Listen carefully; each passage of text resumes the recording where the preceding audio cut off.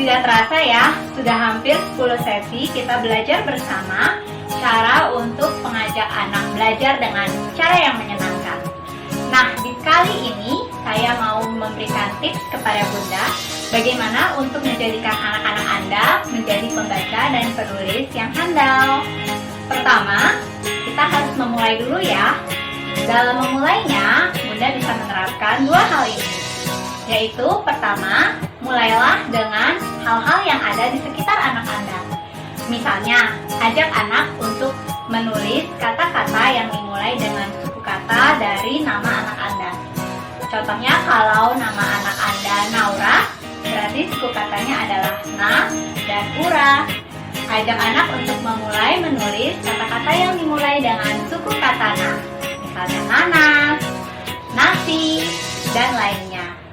Bunda juga bisa untuk mengajak anak melihat barang-barang yang ada di sekitar dan menuliskan namanya.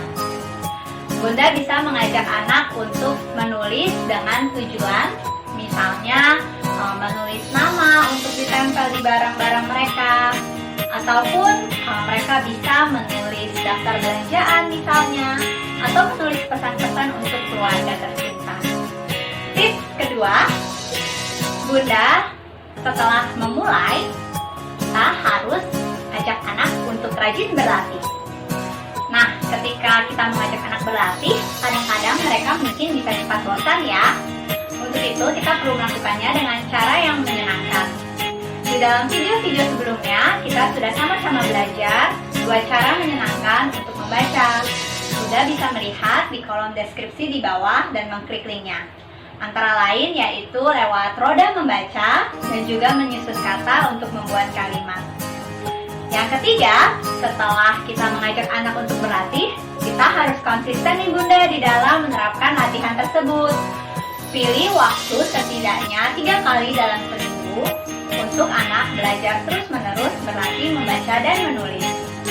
Gunakan waktu-waktu senggang yang menyenangkan bagi anak, misalnya setelah jam makan ataupun mandi sore.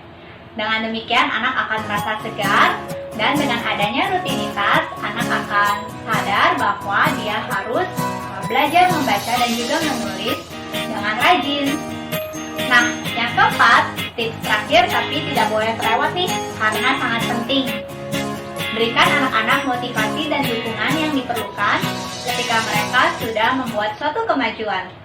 Bisa jadi kemajuannya pelan atau bisa jadi cepat. Tapi apapun itu, selama ada kemajuan, berikan mereka pujian dan dorongan. Bunda bisa memuji ketika anak sudah konsisten menerapkan latihan, ataupun ketika anak berhasil membuat sebuah karya atau tulisan, bahkan yang paling sederhana sekalipun.